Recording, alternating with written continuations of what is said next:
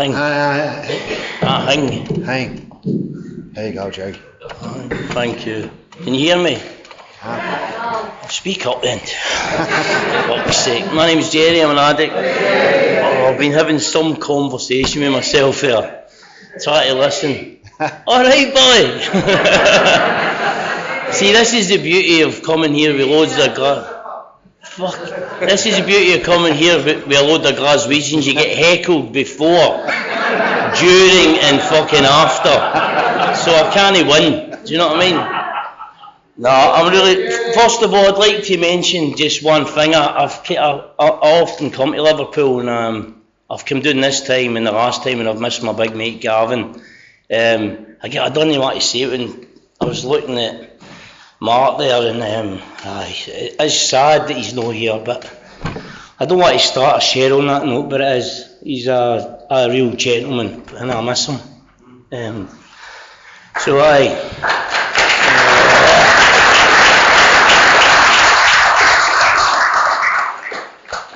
didn't want to start on all that feelings pish, man, because it's fucking hard.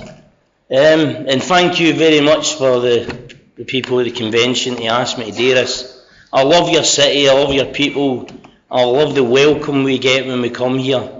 And it's good to be here. And I was just going to throw in the fucking theme there and then just go on with my share, you know, that bit about don't leave till the miracle happens. But in listening to the sort of share a second ago, I was just sort of thinking of the sort of all the things that have happened to me since I got clean. You know, I come from the East End of Glasgow, and I left there when I was 21, and I left there because I was fucked. I was sort of, believe it or not, I was 6 stone, right? Believe it or not. It's not a lie, right? Alright, I'm saying it without smiling. Sometimes I think I was better off a junkie, do you know what I mean? And anyway, I left, I was 6 stone, I was fucked, I had no hair. I used to shave my hair off, I don't know what that was about. It made me look worse, and I'd lost a few of my teeth. And I was only 21, so I ended up getting escorted to Glasgow Central with my uncle and my dad, strong-armed and stuck on a train and sent to a rehab in a place called Hampshire, which I had fucking no idea where it was. I knew the sea was near there, that's about it. Navy, that was all I knew. And I went to a rehab there, and that rehab was based on sort of that CBT stuff, which I'm not going to knock it, because that was the beginning of something for me. I spent a year there and then moved to Portsmouth. And in that time I'd managed to kind of detox, and I was only a young guy, man. I was a Wayne, do you know what I mean? My detox was really easy. You know, I often get, my mate always tells me to share this. My first detox was, people talk, what was your first detox? It was this, it was that, it was DFs, it was that. Mine was, I'll just say it, mine was rich tea biscuits and wanking, right? That's how I get through my first detox.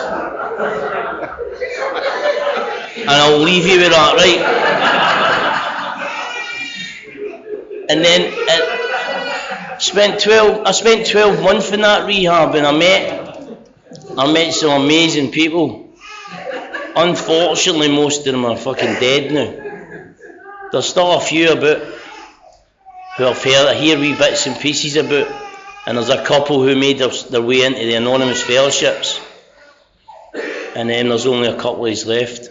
And I'd like to say that from that moment on, I was living in, I'd moved to England, and moved into Portsmouth, and I kind of thought the war was over almost. I thought, right, I'm alright now, because in there they built my confidence up, they taught me about how I felt and how to express that, but they never taught me nothing about the disease of addiction. I didn't know nothing about it, but I soon found out the next decade what that was. You know, and during that decade it got dark, you know, really dark. And I got to a point where, you know, when that bit about don't leave until the miracle happens, well, I spent 4 or 5 years in and out in AA meetings. sporadically, doing a few meetings, and at no point did I manage to get 30 days. Couldn't get 10 days, to be honest with you. And I used to think there was something wrong with me. I'll be honest, I used to think, how did that prick get clean? You know what I mean? Do you know what I mean? I wasn't like thinking, oh, how did they get clean then? It wasn't like that. I was like, he's a pure arsehole. He managed to get clean.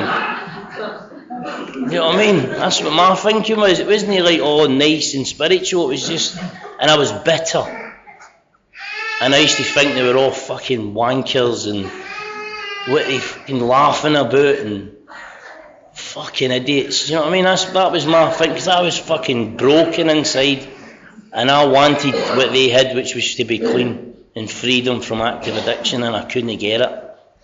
And do you know what? During that time, while I'm thinking it, and sometimes saying that stuff out loud, I was never told to don't come back. I was always welcomed. People tried to keep in touch with me. I say tried because I didn't want to be in touch with them a lot of the time. I'd see them in the street, they wouldn't cross the road, they'd come and see me. And that's what kept me coming back. And eventually, after a period of time, because I got a job and all that, and I got a kind of little taste for a few years of what a normal life was, whatever the fuck that is. But I got a job and lived in a house for the first time, because I only found out that a house, right? I thought I lived in a house my whole life, right? But it was a flat. Nobody in Glasgow told me that there's a difference, you know what I mean? There's a back and front door, they call it in Glasgow. Wee back and front door, you know what I mean? I thought I had a fucking...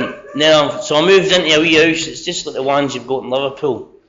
I had a back and front door and a wee tiny garden. A damp toilet at the back, and that's the first house I'd ever lived in. And I met a girl, and everything seemed to be quite a norm, but I like drinking, and then I like puffing, and then I like taking speed, and you can imagine where it ended up. And then I went back to jagging again, injecting drugs. And then she decided that one day, because I was having a bath again, one of the baths that you have about 3 times a day. Dirty business, you know what I mean? And she opened the bathroom door, thinking I was in the bath, and I wasn't in the bath. I was sitting on the toilet having a hit. And she went to boarding school, and her dad was a fucking officer in the Navy. So when she seen a set of 2 mils, and me like that, fucking trying to have a hit, she was fucking like, oh my God. That was the end of that relationship anyway. That was it, gone, man. She wasn't having that. And I don't blame her, because the next few years were shit. And but eventually what happened is I got clean. And just before Christmas of the millennium, I went to an NA meeting in Portsmouth, and 3 addicts, and I like to always mention them because that was the moment when something changed for me. 3 addicts spent a bit of time with me after the meeting because I got upset. I don't know why I got upset, I just think I had one of the reality checks. Some people might say a spiritual awakening, I'm not so sure. I think my reality just hit me right between the eyes, and I realised what a fucking mess I was in. And they spent about an hour with me, and they basically, the only thing I can remember is them saying, stop fucking lying and tell the truth. Just tell the truth. Go and ask for help, and you'll get help if you tell the truth. And that's exactly what happened. So I found myself I was far too busy to go into detox for the millennium. You know what I mean? I had plans. You know what I mean? And that was a fucking horrible. I can remember it briefly. I remember a bottle of brandy. That's it. And don't remember much else. So anyway, I went into detox just after the millennium, and I ended up in a 12-step rehab in a place called Bognor Regis. And so my first day I got clean was the 21st of January 2000. And yeah, and I've been clean since then.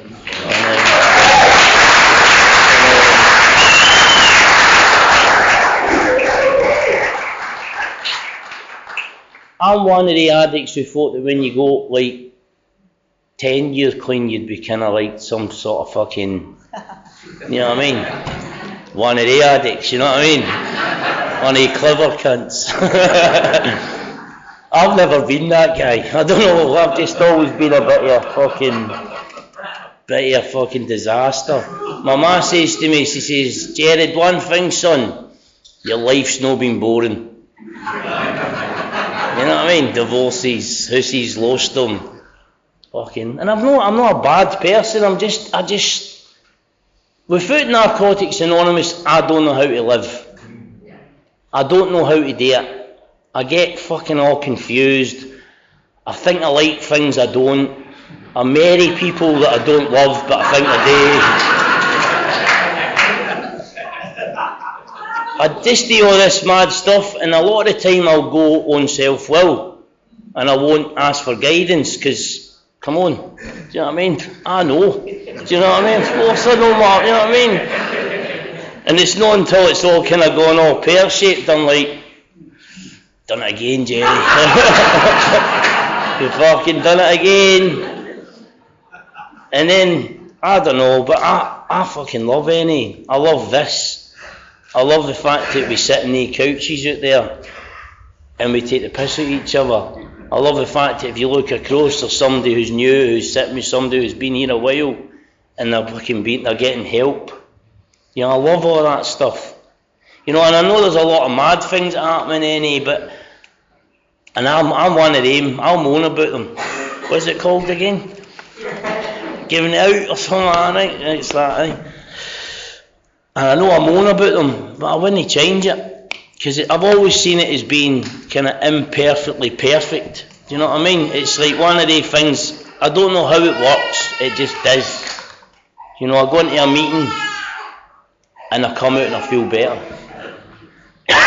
I meet somebody who I've not seen for a few weeks, and the last time I seen them they were going through a hard time, or they've just got clean, and I see them again and they're doing really well. They look different. I met a guy a few months ago at a meeting, and he had a walking stick, a pair of broken glasses. He was completely fucked. And I met him about 3 or 4 months later, and I didn't recognise him. And that was one of the moments I think, that's fucking why I come here. That's why I come to Narcotics. Because I don't know where else that happens. It was amazing. The transformation of this guy was just incredible. You know, I don't ever kind of think of myself as this perfect recovering addict who made it. Listen, this is how imperfect am I, right? I get caught smoking in my room at the fucking Aberdeen convention and got a £250 fine. And all I did, it was mental, because I should have been ashamed of myself, but I was actually quite proud of myself. You know, and I got fucking slaughtered for it. Slaughtered. And there was a few who were kind of like, you should know better. Yeah, amazing. You know, I just try my best. I've managed to stay clean. I don't proclaim to be any sort of guru or any expert in addiction. I don't fucking want to be an expert in addiction and start advising everybody else on how to stay clean. I'll give you my experience of how I do it, and I'll ask you to go and speak to other addicts if I don't know the answer. And I'll just keep kind of plodding on. You know, the proudest things in my life are my 3 sons.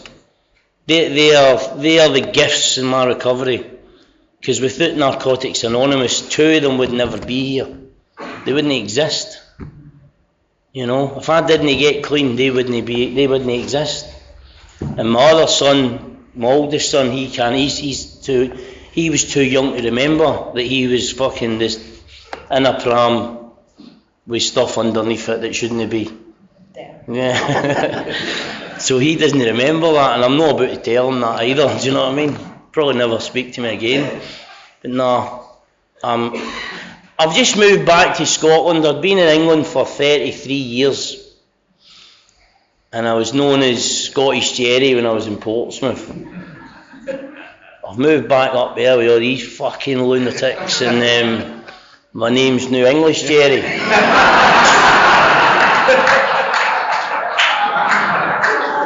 I get into trouble for, like, God forbid should you pronounce a word properly in Glasgow. You know what I mean? Or call something. It's like, there's this thing, it's called squash. Most people in here will know what that means, right?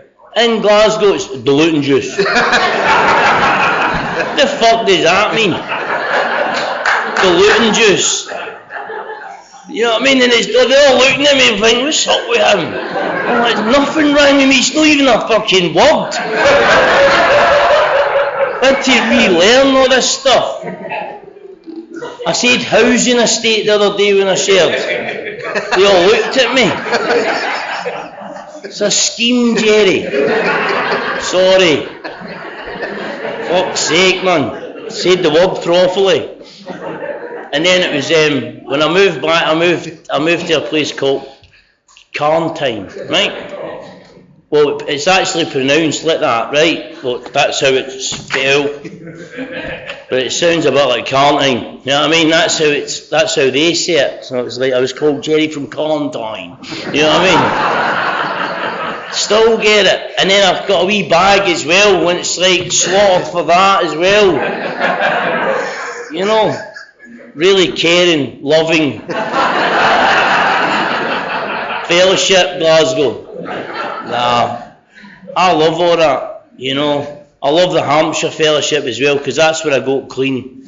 Those people kind of done all the things that they should have done with me. They loved me until I couldn't love myself. They fucking done service with them, and I've got a lot of love for those people there. To be fair, there's no many of them left either. There's a few guys that have been around about the same sort of time, but most of them are dead. You know, and that's the fucking sad reality of this stuff. People fucking die, man. And the horriblest thing about it is, for me anyway, you just get a bit blasé about it at times, you know what I mean? You find yourself, oh well, you think, fucking hell, man, what's happening to me? But it's just always been there, people fucking dying. And it's really frustrating as well when you've been around a wee while and you know that it's not as complicated as I used to think it was. You just need to go to fucking meetings and connect. And when you need help, ask. Now, when you think about that, that's so easy, right? But yet it's so fucking hard.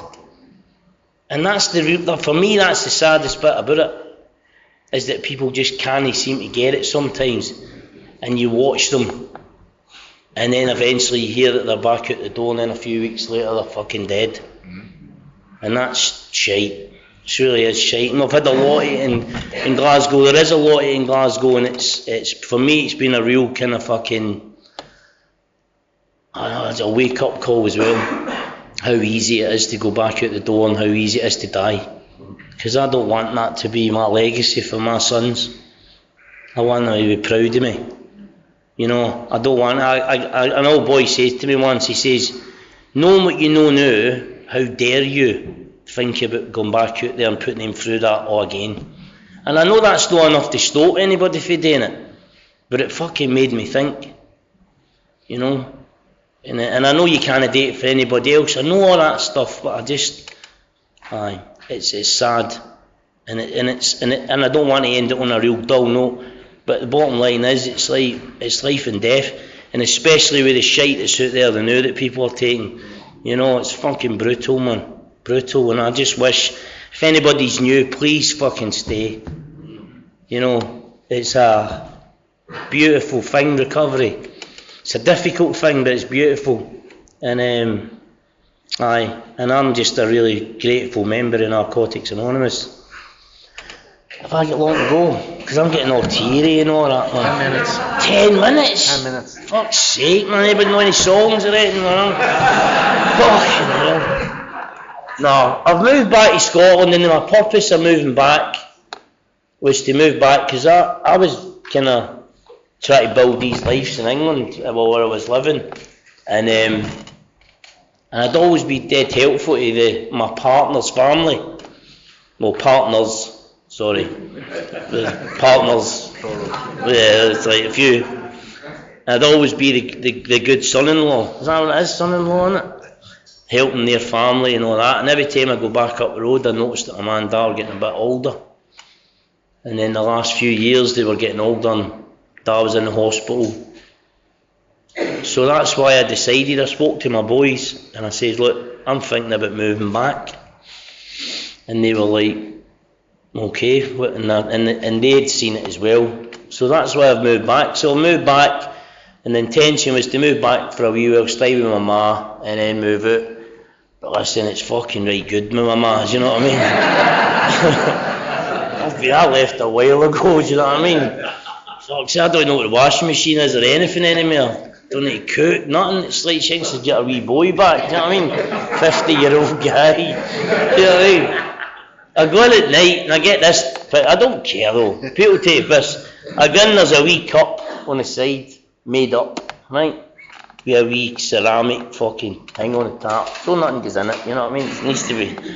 And the toaster's out and all that. All that sort of stuff. She's never done that for me. Because I was using. So I was never in, or she was trying to bang on the door to find out if I was dead or not. So now I'm back there. And it's just nice to take it to the shops and stuff. Do you know what I mean? To get up on a Saturday morning, take it up the shops, now for their shopping. And I'll just spend a bit of time, I'll go and get a bit of lunch or whatever. Because all that stuff, I'd never done that before with Mama. I kind of left. And I was like a long distance mother and son relationship. Which, don't get me wrong, she's always there, 100%. But it's nice to be able to go back and just help her do stuff and just be there, be her son. Because that's what addiction does. It takes people's sons away from them and all that sort of stuff. And that's what addiction done to her. Took her son away. And so we try to make that. My dad, on the other hand, he's a fucking old bastard at times, you know what I mean? He's in the other mob. He's 30 odd years sober, him. And I'll tell you a wee story. A couple of years ago I was coming here and I went down the stair, right? He's going to get in a car to get a lift to the Blue Bonnets, which is an AA thing they have, right? And I'm coming here. So he's standing there with his suit on, all fucking suit on and all that, all pressed and all that, right? One of your wee fucking suitcases and the old suit bag and all that. And I'm down the stair, I've got a trackie on. And an old bag with a hole in it. And he just looked at him and went, do you cunts no dress up for these things?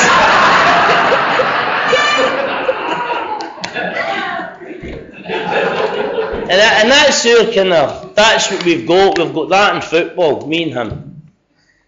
Everything else is dead awkward. You know what I mean? But that's more than we ever had.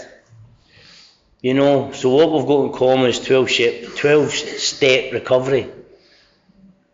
And the difference between his fellowship and mine, which is great. Because they found out a few months ago, right, there was a guy who had been a bit naughty a few years ago, done some things he shouldn't have done. And he was a bit upset about that, obviously, because you would be, wouldn't you? It was taking one of the meetings he went to. So I went in one night, and we were like to him, any more paedophiles here meeting tonight? It's like, you wee bastard, fuck off. And that, even all that stuff's good, because he's just fucking, he's just a great, he's and it's mad, because also people know him, and I never knew how popular my dad was, because I wasn't here. So when I go anywhere and everybody knows him, I went to introduce people to him, and they I know your dad. Oh, you didn't tell me that. I said, I didn't know he was your dad. Right then. So I don't know. So it's been a real kind of, last couple of years have been brilliant up there. Been brilliant. I've no laughed as much. I've no felt so fucking free in years.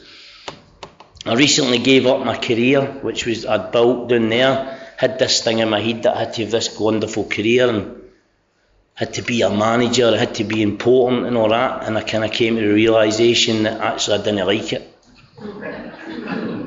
And then I thought, why am I doing it? And that was through talking to other NA members about it.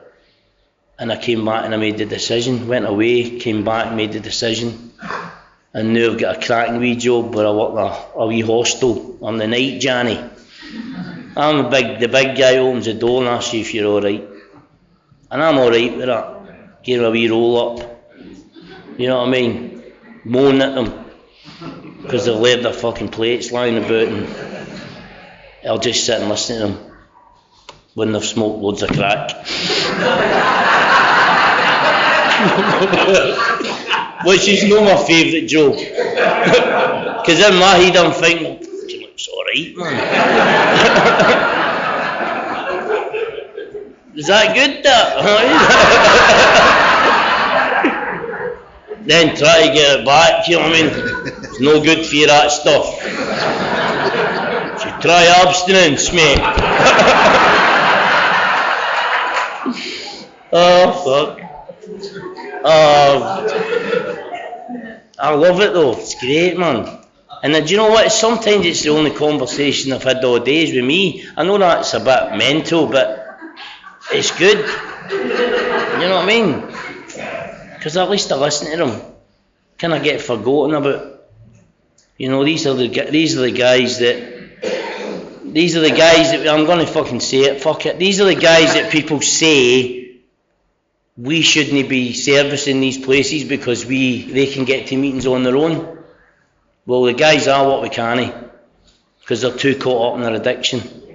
There doesn't need to be a fucking wall around them for them to be in that prison, and we often speak about it. They are caught up in that world and they cannot get out. They can't even get half of them can't even get fucking doctors, dentists, you know what I mean, the job centre, wherever they've got to go, and it's fucking sad. You know what I mean? Go to check on them, make sure they're no dead. That's the harsh reality of it. But I'm alright with that. I enjoy it. You know, and I never thought I would. I always thought I had to be important. But I don't. I just have to be Jerry, because he's alright. And I'm going to shop now, because I'm going to start doing a lot of stuff.